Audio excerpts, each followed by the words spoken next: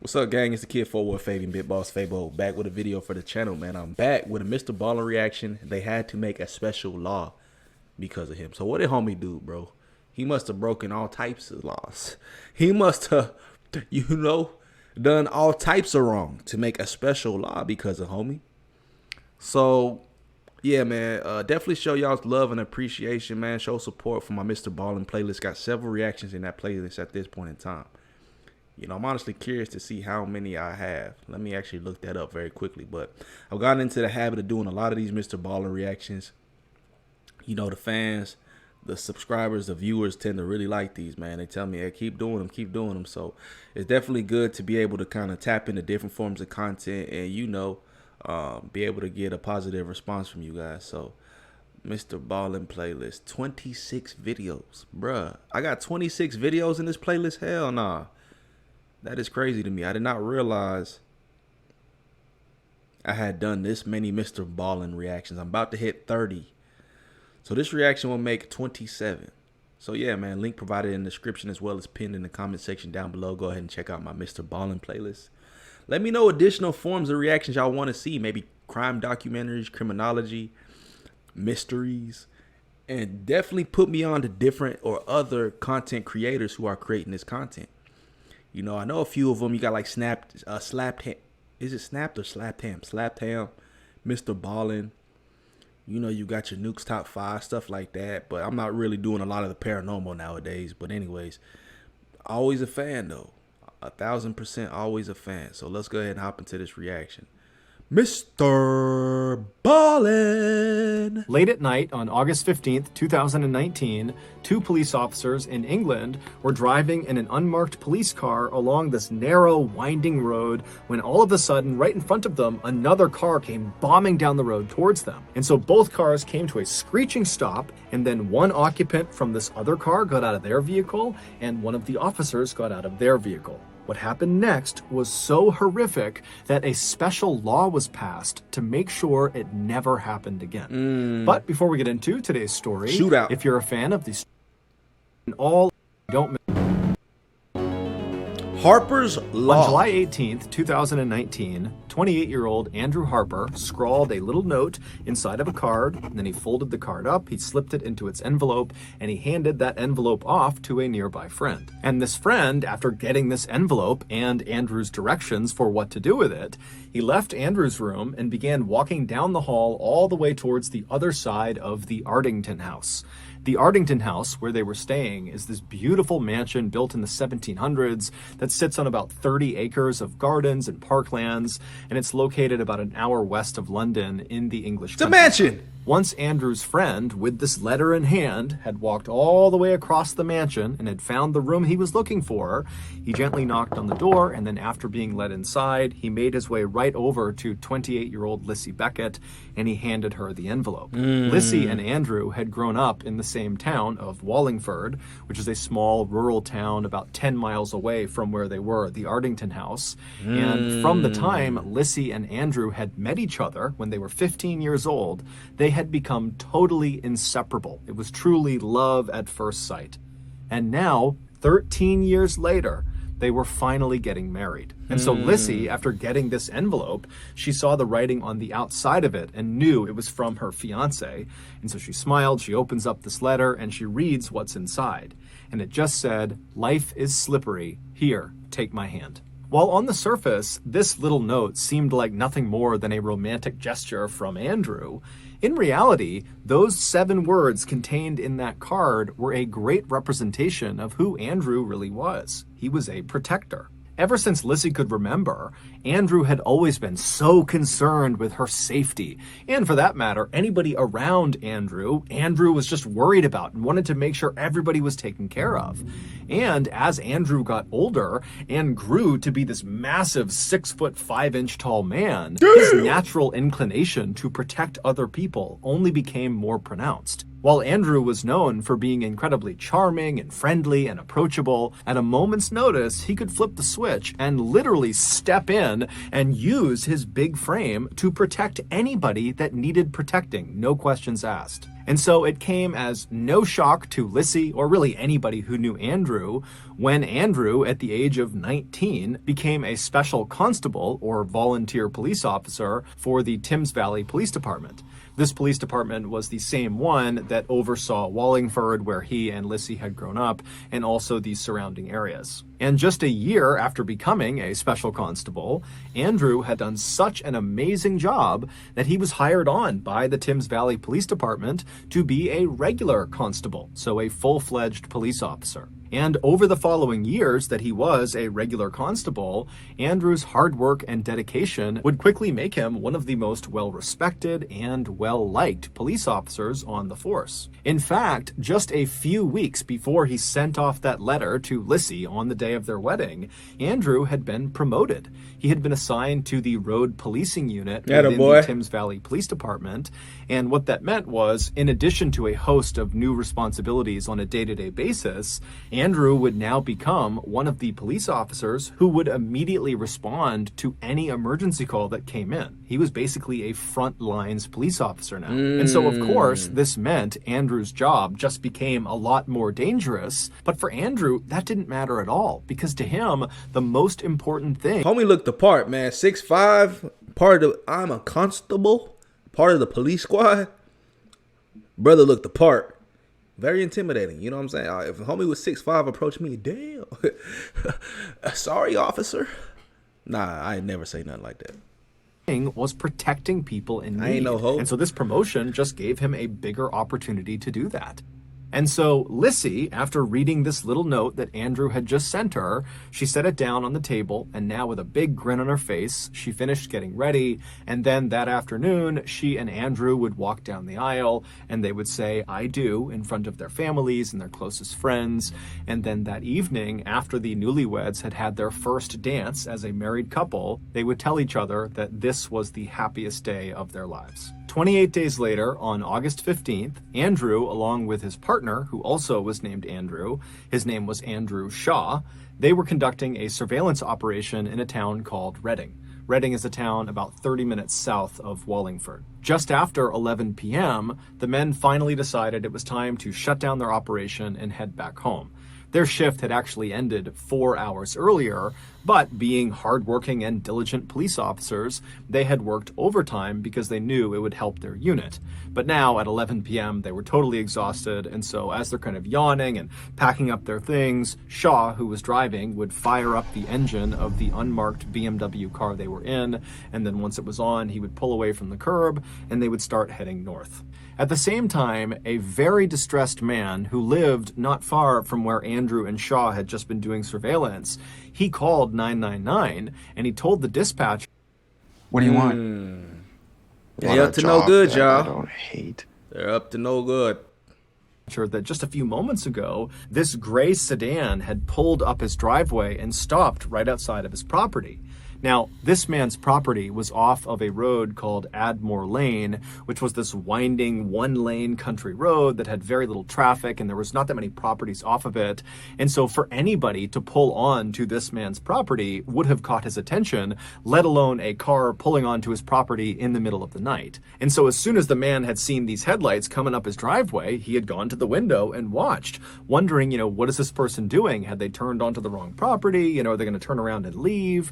But to his horror, once this car had stopped right outside of his house, 3 masked men who were carrying weapons of some kind got out of the vehicle. And so at that point, the man had frantically dialed 999, and as he's trying to describe the situation to the dispatcher, he suddenly tells the dispatcher, as he's looking out the window, that he thinks these men are here to steal his quad bike. His quad bike was parked right outside of his detached garage, and he saw them walking towards it. And so he tells the dispatcher, who's already told told him that police are on the way, he tells the dispatcher, "I can't wait any longer. I'm going out to confront them and stop them from stealing my bike." The dispatcher yells at him not to and says, "They have weapons. Stay in your house." But this guy's not listening, and so he runs to his front door, he opens the front door up, but by the time he's looking outside, the gray car, the 3 masked men, they're all gone, and so too is his quad bike.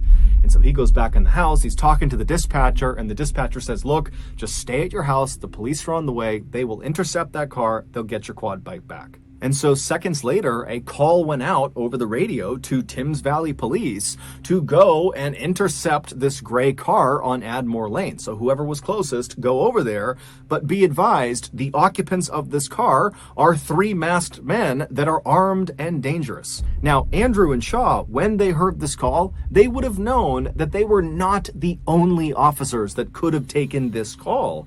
And they also would have known that they've been off the clock now for like 4.5 hours. There was no expectation that they would continue to work and go take this call. But they didn't care at all. When that call came across, the only thing they thought about was, do your job. And so Shaw, he whips the car That's around wild, and bruh. speeds towards... They was off. They had already clocked out. And then, you know, somebody was in need. They wanted to help. So obviously their heart was in the right place, right? But that's tough to internalize when we probably see what had happened to him. Admore Lane. You was and off, he pulls my boy. off of the main road called the A4. He gets onto Admore Lane and he starts driving north. Now, as soon as they turned onto that road, their vehicle effectively blocked the way for anybody coming the other direction. And so at this point, they're expecting this gray car full of these masked men to be coming in their direction, and they are now blocking the way. And so Andrew and Shaw, as soon as they get on that road, they know a close quarters confrontation is almost guaranteed. But when you listen to the dash cam footage from the front of their vehicle that picked up the voices of Andrew and Shaw as they turn onto this road, there is no nerves, there's no fear, there's no hesitation. They are calm as can be. This is what they have trained for. They were ready. And so Shaw, he's making his way up this winding road. It's totally pitch black. The trees are practically on top of the road. It's like a tunnel of trees. And so they're driving along this road, and then all of a sudden, up in the distance, you can see on the dash cam footage, you see headlights bombing toward them. They're way off in the distance, and then all of a sudden, that car, these headlights, they come flooring out right in front of them, and both cars come to a screeching stop. You can hear the screeching of the brakes on the dash cam footage. And so this car in front of them comes to a full stop, and Shaw, he stops, but then he moves up just a little bit closer before fully stopping the car. And so now the two cars are only maybe 10 or 15 feet apart. At this point, it's important to understand that the vehicle that Shaw and Andrew were in was an unmarked car, and they had intentionally not put on their blue lights as they're cruising up this road because they didn't want the suspects to see the blue lights in the distance. That's where you went turn wrong. around and get away. And so now they've come face to face, and so Andrew and Shaw, they're looking at this vehicle, and they can see that, one, it's a gray sedan, so it matches the description of the car they're looking for, and two, behind this gray sedan is what looks like a quad bike that they are towing. And so they know this is the car they were looking for. It's on Admore Lane. This is going to be it. And so Shaw, he flips on the blue lights, and Andrew, who's in the passenger seat, he opens the door and begins yelling at the occupants to stay where they are. But they don't listen, because now the masked men in the gray car, they know they've been caught. There's police right in front of them. And so suddenly, one of the Wait, stop. Don't skip this video because I've got great news for you Nah, and I'm your cool. hair. I'm good. If you are I'm tired good, my boy. of losing... Relax. masked man in the back seat of this car, he leaps out of the vehicle and he runs around to the back of the gray car and he unhooks the quad bike. And then the gray car, without even waiting for this third masked man to get back inside, it just begins driving forward on the left side of Shaw and Andrew, basically trying to drive around them, despite the fact there's nowhere to drive. It's a ditch on either side of the road. But obviously, these guys are desperate and willing to do anything to get away. And so this gray car has driven down into this ditch before Andrew and Shaw could do anything. And then the third masked man, who's realizing he's being left behind, he starts running around the right side of the police car. So he's trying to go around the other way. And amazingly, as soon as the third masked man made it around to the back of the police car, the gray car somehow managed to pop out of the ditch and got back onto the road, and it starts driving away from Shaw and Andrew. And as they're driving away, the third masked man is just on the road running after them. And so Andrew, seeing an opportunity to potentially grab this third masked man that was out on foot, he jumps out of the police car, he turns and starts running down the road after the suspects. And so Shaw, he doesn't have enough space on this road to turn around and drive after them. And so all he could do was put the car into reverse and then look over his shoulder and start driving in reverse after them. And so as Shaw is driving backwards down this road, he can see out of his rear window Andrew, who is chasing the third masked man, who is chasing the gray car. And so we can see all this happening out his back window. What is he doing? Then You gonna reverse? You gonna hop out? What you looking at, my boy? Assistance, please. Thank you. Something totally strange that just defied logic happened. The third masked man suddenly leaps as if he's trying to jump into the moving car. And at the same time, Andrew, who's closed the distance on him, kind of lunges for the third masked man. And then just as suddenly as these two maneuvers have happened, both men just vanish, and then the gray car just drives away and disappears. And so Shaw, he's watching this happening, and he has no idea what he's just witnessed. He's thinking, where did Andrew go? Where'd the third masked man go? What's happened? But he still can only drive in reverse, and so he's just driving and driving, and then finally he reaches a point in the road that's just wide enough that he's able to turn the car around, and as he's doing that, you hear over dispatch that someone is asking Shaw, what's going on? Where are you? And all Shaw is able to say is, my partner, Andrew, has gotten out of the vehicle and I lost him. I don't know where he is. And so after Shaw has turned the vehicle around, he begins driving, now facing the proper direction. And as he's driving down this creepy dark road, you don't see anything. It's eerily quiet. Andrew's nowhere to be found. The car is nowhere to be found. The third masked man, there's no one. And so Shaw is just driving down the road, hoping that as he makes one turn or the next, he's going to see his partner just kind of running on the road somewhere, but he doesn't. But as he's driving along, what Shaw didn't realize was that there were things in the road that belonged to Andrew. They were kind of small, so he didn't see them, but the footage would later reveal that it was almost like there was this trail of Andrew's things kind of littered all over the road. There was his wallet, then there was his badge, then there was his license and other ID cards, and then there was his glove, and then there was this piece of plastic that looked like it belonged on Andrew's vest. And then a little farther down the road, because Shaw is still driving and scanning for his partner and scanning for anything, and there's just nothing. As he's driving along, he would, in real time, notice something of Andrew's, and it was Andrew's stab vest that he wore over his chest. And so he stops the vehicle and he gets out, and again, he's on this totally pitch black road where it's weirdly quiet, and he's walking up and he grabs the vest, he comes back into his vehicle and he puts it down inside of his car, and at this point, over the radio, people are asking Shaw, what's going on? Where are you? And you hear in Shaw's voice a bit of panic as he's like, I've found Andrew's stab vest. It was on the side of the road, and he can't make sense of that. He has no idea why it's there, and dispatch, they don't know what to make of that. And so Shaw just continued driving down this road thinking to himself, what's happening here? Meanwhile, less than a mile away at the end of Admore Lane, where it joined up with A4, which is where Andrew and Shaw had originally come in, two other Thames Valley police cars had arrived at that intersection. They had gone there specifically to try to intercept this gray car as they fled. And so they're sitting at this intersection and they're looking up Admore Lane and they see headlights bombing towards them. It's the gray car, and the gray car comes speeding out onto A4. It makes a hard turn and it speeds away from these two police cars. And so one of these two police cars that were waiting out on the A4, one of them takes off following the gray car. But the other police car, they stay right there because unbelievably, they had just spotted Andrew. It would turn out when Shaw first put the BMW into reverse and he began I already know what happened. So, of course, I got to put my assumption out there. I'm thinking Andrew was in on it the whole time. He finessed and faked like a cop. Then when the whole thing had happened, he acted like he was chasing it, you know, essentially a robber or whatever the case may be. He threw off all of his equipment, hopped in the car with him just to take off with him. Is that a stretch? That's what I'm guessing before we get the real answer from MrBallen himself.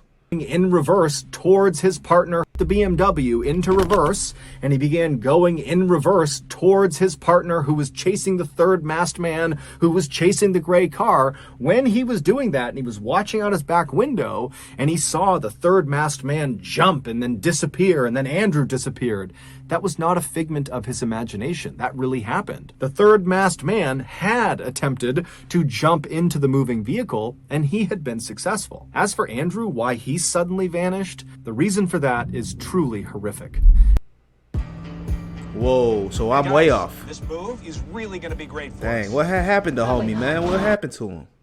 The three masked men were 18-year-old Henry Long and 17-year-olds Albert Bowers and Jesse Cole. These kids. All three of them, prior to this night, had fairly extensive criminal records, and they proudly referred to themselves as career thieves, which basically just meant they spent all day. Proudly referred to themselves as career I'm about to say, thieves, why is he holding a leash which basically like that? just meant they spent all day and all night stealing from people.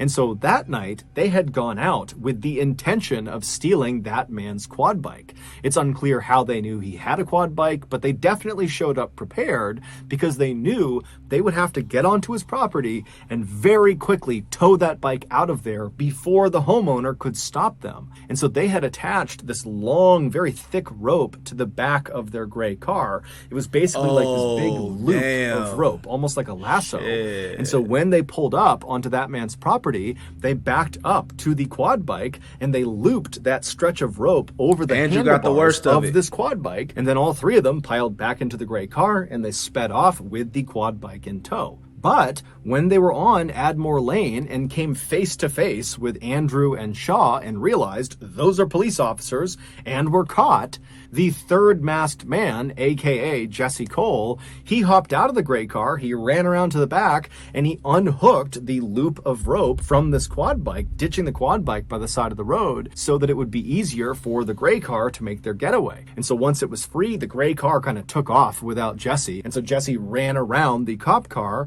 but Jesse would get back up to the side of the gray car, and he would leap into the window, and as soon as he was inside, and Henry, who was driving, he knew he was inside, so they're all good, Henry hit the gas.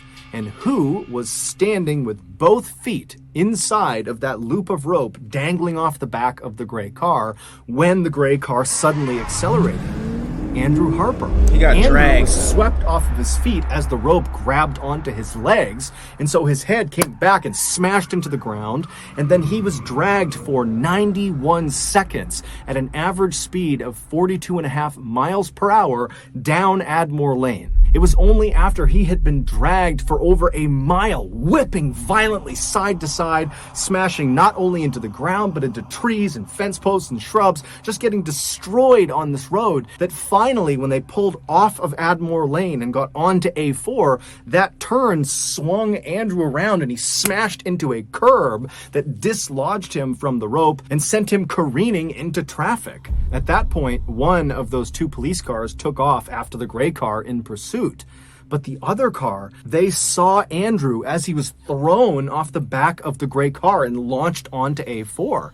Now, initially, they actually thought that the suspects were just hauling a dead deer behind them because it looked like a bloody deer carcass was dangling behind the car. But when they ran up to see what it was, they saw it was their colleague. It was Andrew. And so immediately they tried to save his life. But Andrew's injuries were catastrophic. He had been destroyed. And so Andrew Harper would die at 11:45 p.m. on the side of the A4. About 20 minutes after he and his partner had so selflessly agreed to go after this car despite the fact they didn't have to.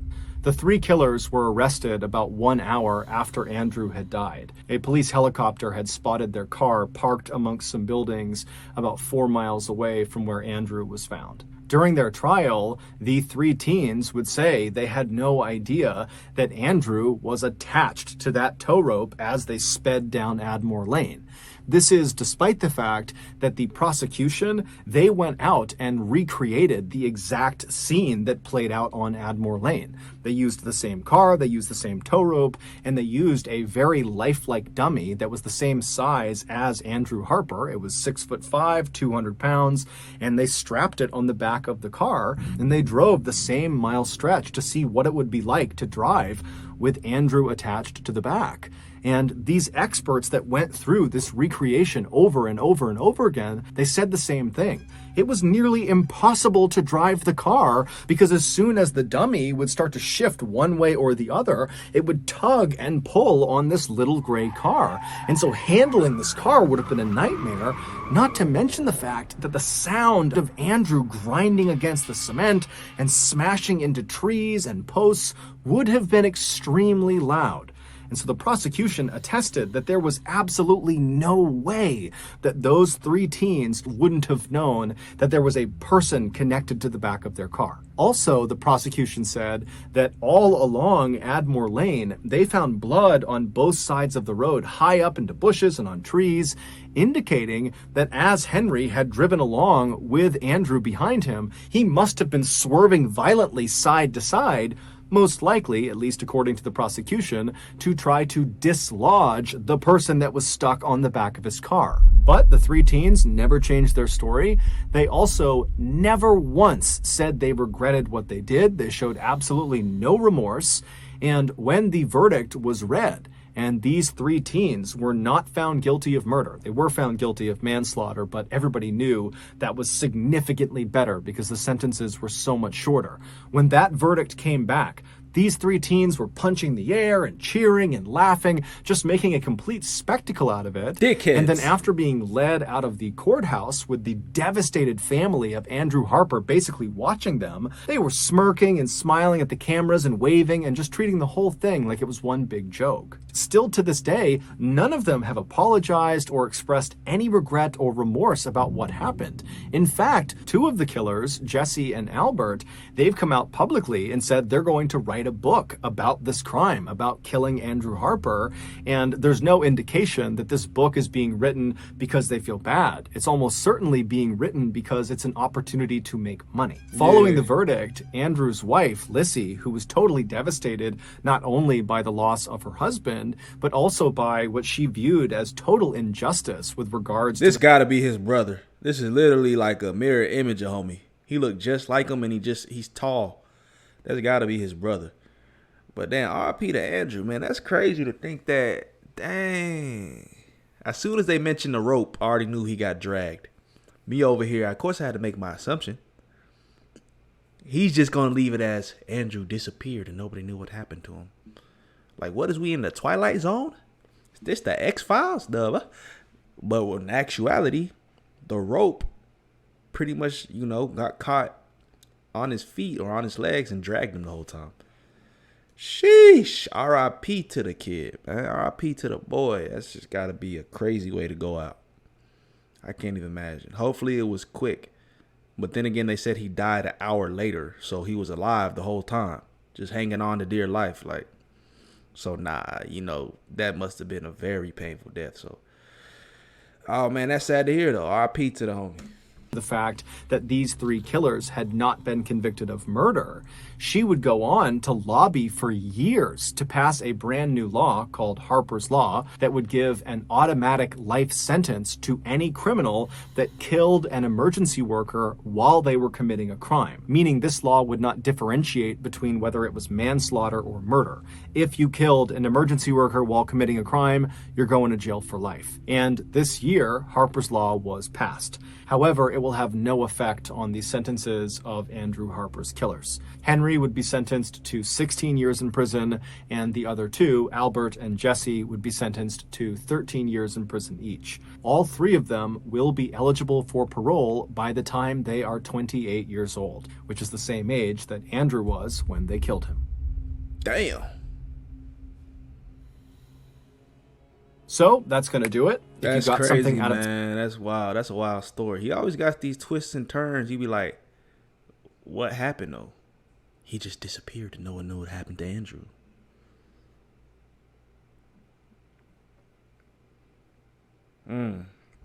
Shame on those kids though.